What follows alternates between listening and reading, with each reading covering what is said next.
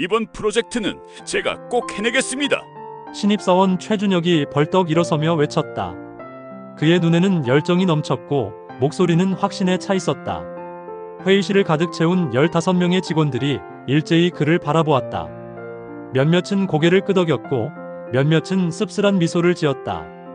이기만은 회의실 맨 뒤 구석에 앉아 있었다. 부장이 물었다. 구체적인 계획은? 네! 일단 SNS 마케팅부터 공격적으로 시작하겠습니다. 인플루언서 10명과 협업하고 바이럴 영상 3개를 제작해서 준혁의 발표가 이어졌다. 그는 30분 동안 자신의 계획을 늘어놓았다. 파워포인트는 화려했고 각 슬라이드마다 강렬한 문구들이 박혀 있었다. 회의가 끝났다. 사람들이 하나둘 나가는데 부장이 이기만을 불렀다. 김한 씨, 이번 프로젝트 어떻게 생각해? 할 수 있을 것 같습니다. 구체적으로? 일단 해보겠습니다. 부장은 한숨을 쉬었다. 김한 씨, 벌써 입사 7년 차인데 좀 더 적극적으로 나설 수는 없나? 준혁이 좀 봐. 신입인데도 저렇게 열정적이잖아. 이기만은 고개를 끄덕였다. 말없이 자리로 돌아왔다. 그의 책상 서랍 깊숙한 곳에는 공책 한 권이 있었다. 표지에는 아무것도 적혀 있지 않았다. 하지만 그 안에는 지난 7년간의 기록이 빼곡했다. 2018년 3월 15일 김대리, 이번 프로젝트로 승진하겠다 선언. 결과 3개월 후 프로젝트 실패, 다른 팀으로 이동. 2019년 7월 22일 박 과장, 6개월 안에 매출 200% 상승 공언. 결과 실제 상승률 15%, 본인은 8개월 후 퇴사. 2020년 1월 5일 신입 이수진, SNS에 올해는 반드시 신인상 게시. 결과 6월부로 권고 사직. 그리고 마지막 페이지에는 이렇게 적혀 있었다. 2024년 9월 30일 신입 최준혁, 대형 프로젝트 담당 자청. 예상 결과 관찰 중. 다음날 아침 회사 게시판에는 준혁의 각오가 올라와 있었다. 드림 비그! 이번 프로젝트로 우리 회사를 업계 1위로 만들겠습니다. 함께 해주실 분들은 언제든 연락주세요. 댓글이 달리기 시작했다. 준혁님 화이팅! 멋있어요. 응원합니다. 이기만은 그 게시글을 보고 조용히 자리에 앉았다. 모니터를 켰다. 그리고 엑셀 파일을 열었다. 파일명은 프로젝트 X 실행 계획 최종진짜 최종비 47이었다. 실은 이기만도 이번 프로젝트에 지원했었다. 단 그는 회의에서 한마디도 하지 않았다. 지원서에 간략하게 참여 희망이라고만 적어냈을 뿐이었다. 부장은 그의 지원서를 보고 고개를 저었다. 김한이는 열정이 없어. 그렇게 말하며 준혁을 메인으로 선정했다. 이기만은 서브 멤버로 배정되었다. 김한 선배님, 준혁이 다가왔다. 이번에 잘 부탁드립니다. 선배님 경험이 꼭 필요해요. 제가 방향을 제시하면 선배님이 실무를 받쳐주시면 되니까요. 알겠습니다. 참, 선배님도 SNS 하세요? 제 인스타그램에 이번 프로젝트 일지를 매일 올릴 건데 팔로우 해주세요. 이기만은 준혁의 인스타그램을 확인했다. 해시태그 신입사원, 해시태그 프로젝트 리더, 해시태그 성공다짐, 해시태그 드림빅, 해시태그 마케팅 전문가, 해시태그 인플루언서 협업, 해시태그 회사생활. 게시물마다 화려한 문구와 함께 준혁의 환한 미소가 있었다. 그의 팔로워는 3,200명이었다. 매 게시물마다 100개 이상의 좋아요가 달렸다. 이기만의 SNS는 2019년 이후 업데이트가 없었다. 마지막 게시물은 회사 앞 은행나무 사진이었다. 좋아요는 3개였다. 프로젝트가 시작된 지 한 달이 지났다. 준혁은 여전히 열정적이었다. 아침 회의마다 그는 새로운 아이디어를 쏟아냈다. 인플루언서 A와 협업이 확정됐습니다. 바이럴 영상 조회수 10만 돌파하죠. 다음 주에 언론 인터뷰도 잡혔어요. 회사 사람들은 그를 칭찬했다. 역시 신세대는 다르네. 준혁이 덕분에 회사가 활기차졌어. 하지만 이기만은 다른 것을 보고 있었다. 협업이 확정됐다는 인플루언서는 실제로 계약서를 쓰지 않았다. 구두 합의만 있을 뿐이었다. 바이럴 영상의 조회수는 높았지만 실제 구매 전환율은 0.3%에 불과했다. 언론 인터뷰는 잡혔지만 정작 소개할 제품은 아직 완성되지 않았다. 이기만은 조용히 일했다.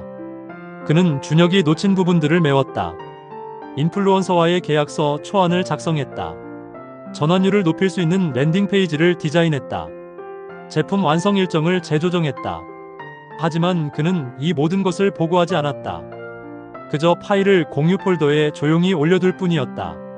어느 날 준혁이 패닉 상태로 이기만을 찾아왔다. 선배님, 큰일 났어요.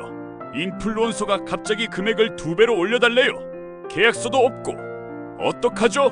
제가 초안 작성해둔 게 있습니다. 공유 폴더에 있어요. 네. 언제요? 2주 전에요. 준혁은 얼굴이 붉어졌다. 왜 말씀 안 하셨어요? 물어보시지 않으셔서요. 사실 준혁은 공유 폴더를 한 번도 확인하지 않았다. 그는 자신의 아이디어를 실행하는 데만 급급했다. 다른 사람의 작업을 확인할 시간도 관심도 없었다. 프로젝트 3개월 차. 준혁의 SNS는 여전히 화려했다. 해시태그 프로젝트 진행 중, 해시태그 리더 이하로 해시태그 성공을 향해. 하지만 현실은 달랐다. 예산은 이미 70%가 소진됐지만 실질적인 성과는 20%도 나오지 않았다. 준혁은 회의 때마다 곧 반전이 있을 겁니다. 다음 주가 고비입니다 라고 말했다.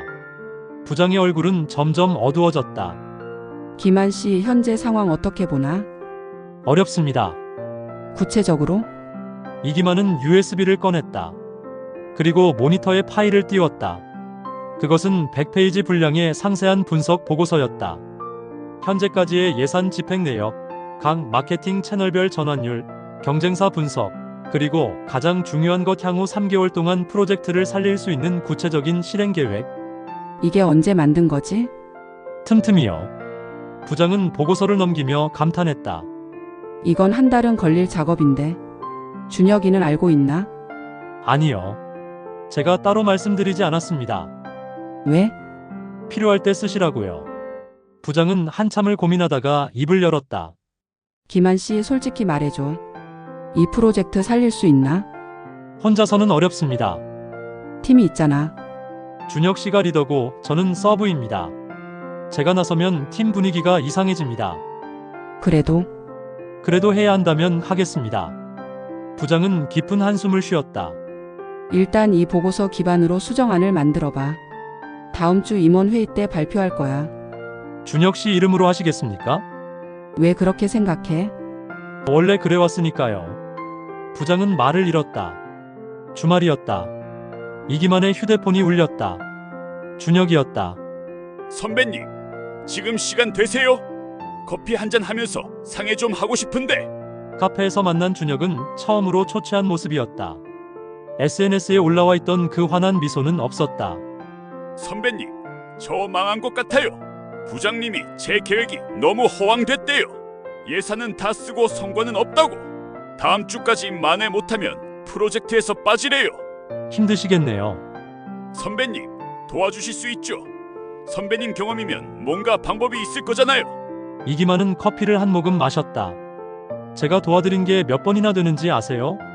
준혁이 멈칫했다. 인플루언서 계약서, 랜딩 페이지 디자인, 예산 재조정안, 경쟁사 분석 보고서, 제품 완성 일정표. 전부 공유 폴더에 있었습니다. 준혁 씨가 한 번도 확인 안 하셨을 뿐이죠. 그건 저는 서브였습니다. 리더인 준혁 씨가 방향을 정하면 저는 그걸 받쳐주는 역할이었죠. 그런데 준혁 씨는 방향만 제시하셨습니다.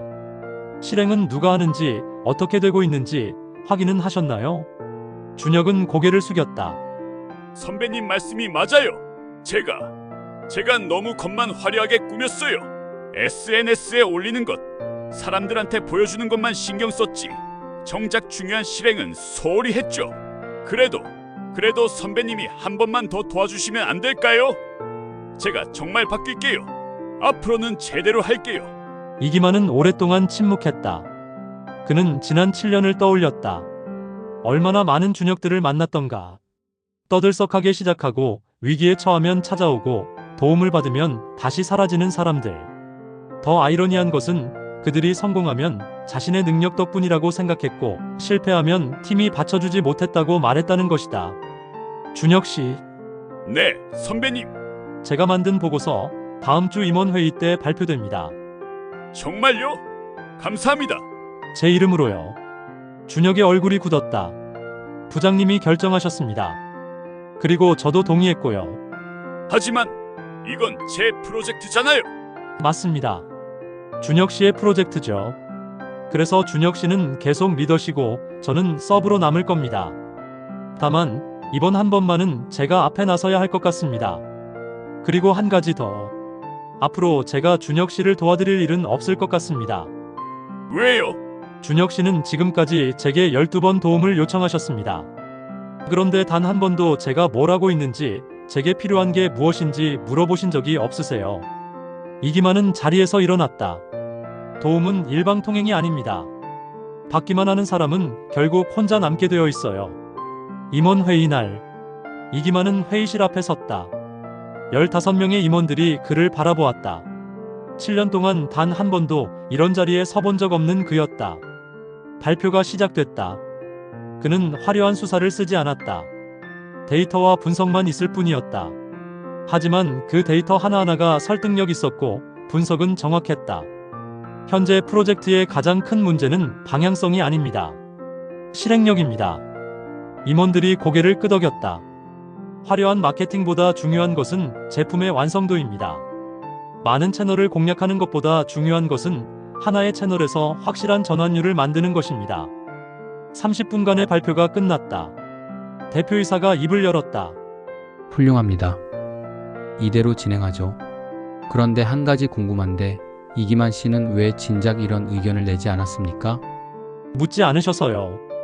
회의실이 조용해졌다. 저는 7년 동안 묵묵히 일했습니다. 화려한 발표도 멋진 계획 발표도 하지 않았습니다. 그저 맡은 일을 했을 뿐이죠. 그런데 사람들은 말을 잘하는 사람을 더 능력 있다고 평가했습니다. 계획을 화려하게 포장하는 사람을 열정적이라고 칭찬했습니다.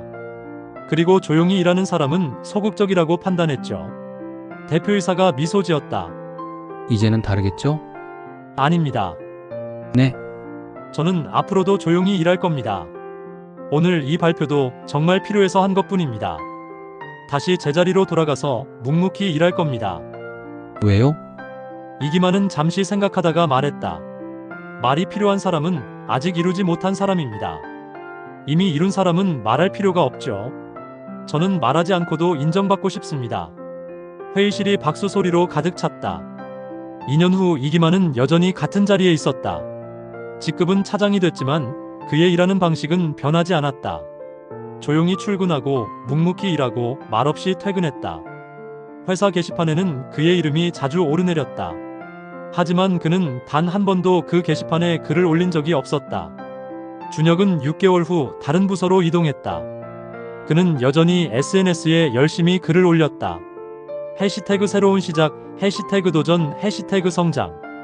어느 날 신입사원 오리엔테이션에서 한 신입이 질문했다. 선배님, 회사에서 성공하려면 어떻게 해야 하나요? 이기만은 잠시 생각하다가 대답했다. 조용히 하세요. 네. 말하지 말고 하세요. 계획 떠벌리지 말고 실행하세요. 그리고 결과로 보여주세요. 하지만 그러면 사람들이 제 노력을 몰라주지 않나요? 이기만은 미소 지었다. 정말 중요한 사람들은 알아봅니다. 그리고 그들의 평가가 100명의 좋아요보다 가치 있습니다. 그날 저녁 이기만은 책상 서랍에 공책을 꺼냈다. 마지막 페이지에 이렇게 적었다. 2025년 9월 30일 나 이기만.